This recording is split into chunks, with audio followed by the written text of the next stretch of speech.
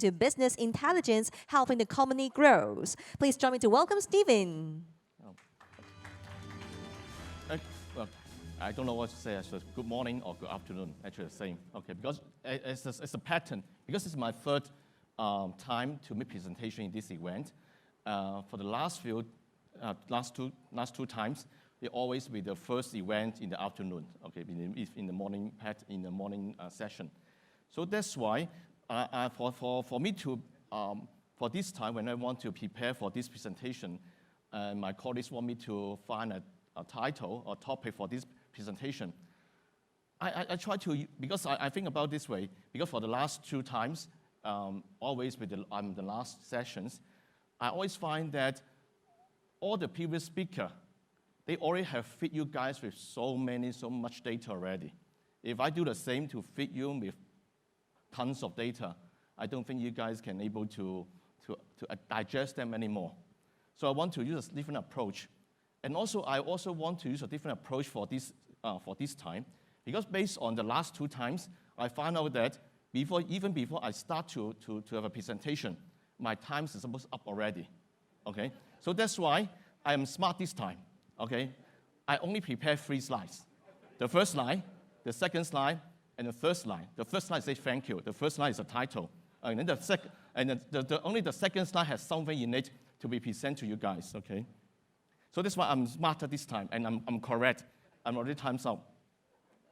Okay, so actually last night when I really sit down to prepare the presentation, I also come across articles. They say that everybody or everything actually is a data carrier, or everybody is having data. So that's why I want to put up this slide right here to make it a bit interesting for everybody, okay? So everyone, I think most of you should recognize at least the guy on the left. And some of you may have also seen the guy on the right. What's the differences between them?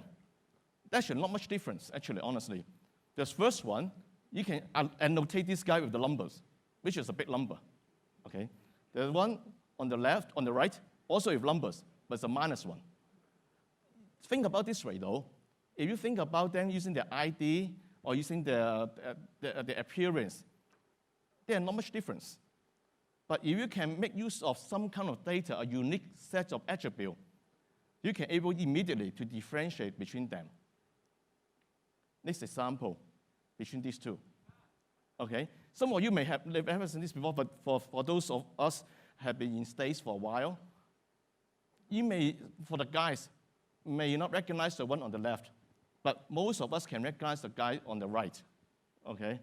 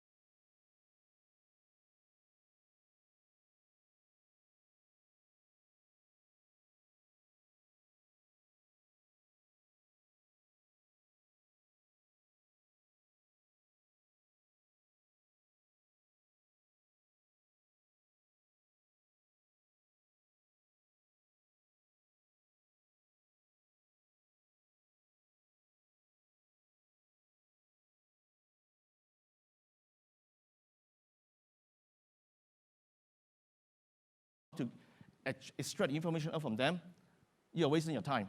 You better not to collect the data. Okay? And also that for the coming ages, you always say that data is a language. What it's saying is that, I just mentioned to you, for example, between the Warren Buffett and the Benny Madoff, if you just use a name, maybe you can recognize, but using the numbers, much easier for you to know that there's a differentiation between these two persons.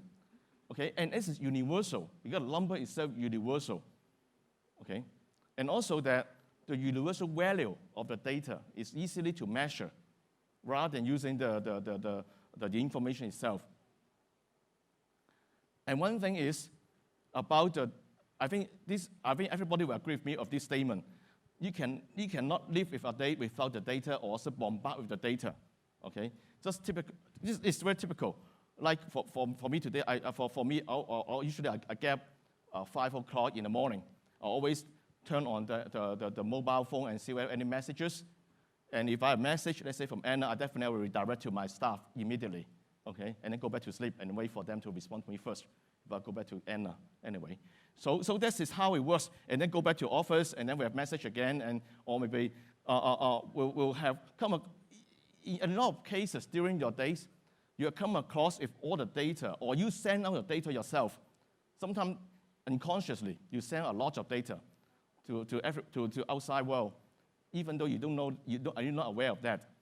And also you get a lot of data coming into you, and then you're not aware of that. This is how it works right now. It's going to happen down the road anyway. And this is, I think many of you right here may have seen this kind of data before, but this is really true. When I was in school, in university, when I do R&D, at that time we keep complaining that we don't have enough data, okay? And the computing power is not high enough to do all the training, to do the AI, artificial intelligence. But right now, we are complaining that we have too much data, and we don't know how to make use of good data to do the analysis. Okay, I think the world keeps changing into these directions. But in reality is that right now we have too much data, and the data is, much of the data is not in good quality. And also we are in the in the era of data life, in the sense that no matter what you talk about, the smart retail, industrial 4.0, autonomous driving, whatever you talk about today, it's all brought down to one thing. It's a massive amount of data. It's either online data, offline data, IoT touchpoints. So far, you haven't heard I talk about the terms IoT. It's because IoT is an enabler. It's around all the places already. It's not something that have to be keep on talking about it, because even you have a your phone is an IoT device already. Okay, your watch is IoT device. So in the case, it's ubiquitous. It just matters how to use it in a different industry or different application. And at the end of the day, you collect all the data, how to make use of them, how to make use of those sources of information. One thing is very important, always talking about insight and response. A few years ago, we keep talking about getting the data, how to do the report, how to get the, let's say, the dashboard, get back to your boss, allowing them to look at the report, and then they will be very happy. Right now, nobody is going to be happy to see the reports. They want to see the insight, or how to discover certain new things out from the data you have collected, and at the same time, how to make use of the insight to do the autonomous decisions, or to the follow-up actions. For example, like in smart retail, okay? You never heard, I mean, before when I was doing my work, doing the analytics work, we are talking about how to give the report back to those retailers and showing to them that, okay, right now you have how many visitors to your website and how good the services is about. Right now they want to see that what kind of product you want to recommend to the specific customers. Okay, you want to do all the personalizations and then make a decision in a real time, immediately. Okay, so all these are much more advanced, and what we want to say is talk about the intelligence, smarter. This is what we're talking about at this stage right now. Question. are we really getting smarter? What do you think? Not really. Okay. According to some research, actually the IQ score of some of the schools are dropping, especially now. Imagine that in Scandinavian school used to be they're the smartest one. Okay, I don't know, is it because Loki is no longer is a key player in that region or not? But in those times, the school they have a very high IQ score, but right now they are dropping. Why? I always say in many cases it's because there are so many called smart devices or smart system that the people don't need to spend any time or effort to think about what they need to do. They just use the systems. Okay? So that's why there no more effort need to be put on to doing things. But it turns out that I would say this, I'll put it this way. Eventually, we have a small group of super smart people. They are the ones to build super smart systems. For those people that they are not smart enough, they have to use. So the people that are not smart enough to build the systems, they may become dumber. Okay? I think this is something that we have to think about. I think this is what, when we talk about artificial intelligence, to do all the things smarter and so on and so forth, whether we want to be on which side we are going to be. Okay? How to make it smart, I keep saying. So everything, first of all, we have to be data literacy, in a sense that from now on, when we want to talk things out, we have to use some kind of language that relates to data. To say something that, let's say, we have a lot of data right now. We say the open data, raw data from the social media, omni-channel, and so on. And the next thing we want to do is to analyze the data, to collect the data in a more systematic way. The last thing, but not least, is saying that how to make use of data to get something new ideas, new insight. For example, like as I said, because based on the pattern of my last two talks, this time I spend less time to prepare and fewer slides because I don't need to, because I just need 10 minutes instead of 20 minutes. Okay. And also the multiple sources. I think this is something, this is a myth right here. A lot of people say that, okay, the more sources of information, the better. Is it really true? I think that we're careful. The more sources of information can confuse you, pollute the kind of information, the right information, so to be careful. Okay, so let's drill down to some of the things that, when we talk about data, from data to actions.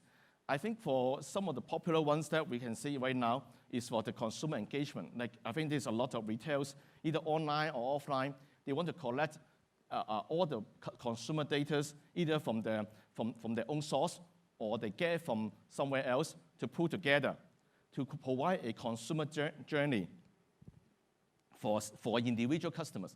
We used to talk about a wisdom of the cloud, or maybe a demographic segment. But right now, we are really drilled down to every single customer. Whenever we know that a customer get into your store or into a website, we know how to serve it, how to prepare what kind of product we want to promote to a certain customer. This is what also GS1, I think this kiosk, maybe we may have seen this kiosk outside. Actually, this is what we have right now, try to do some interesting work for the smart retail. We can using let's say some of the video analytics technology with the RFID, able to capture the behavior of a shopper whenever they come in front of the kiosk, when they touch on certain items, whether they like it, how much time they spend on it, or how much time they spend, what kind of information they touch on the screen. And based on that, we can able to predict whether what kind of information, what kind of customer eventually would like certain type of products. So this will help some of the brand owners when they want to do the new product promotion. They can get better understanding of certain profile of the customer before they do a mass campaign. So this is, and also based on this kind of information we collect, we do some kind of an analysis, do some predictions, and this is a thing that is very interesting. And And also, last but not least, this is something that to do the B2B. A lot of, when we talked about earlier about the Industrial 4.0, we talk about how the industry, how the business make use of the IoT devices, capture the information, capture the data automatically, and able to fit into the intelligence system to do analysis. Most important of all, as I mentioned, not necessarily to do reporting, but to do the alert monitoring and actions. Okay, I think this is very critical because you don't want to be behind. Only time that you know about is a problem. You want to predict and anticipate the problem happen to make sure that you can fix it before it's going to happen or happen again. And this is what also GS1 has a certain sensor data network for the cold chain for all kinds of devices put into the factory, in the warehouse. So based on that, we can capture the information from it automatically. At the same time, can add some kind of like a paperwork or some kind of things together. By doing this, we can able to help all those companies related to the food processing or healthcare, able to immediately to be aware if something happened to them or predict what's going to happen. One thing is very important, okay? Data should not be in any silo anymore. It should be an enterprise-wide data intelligence. I mean, in the last few years, few years ago, everybody concerned about is how can I collect the data for only one single department and make use of data for certain department only. And in GS1, actually, one thing we have very interesting because uniquely, because we have a lot of product information, a lot of product data, because our members, we have all the products, right? So we can collect a lot of product information. At the same time, because we also have a platform allowing our members to do trading with their partners.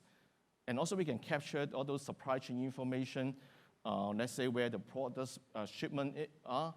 All this information, in a certain way, you may look at them in a very siloed, very separate domain.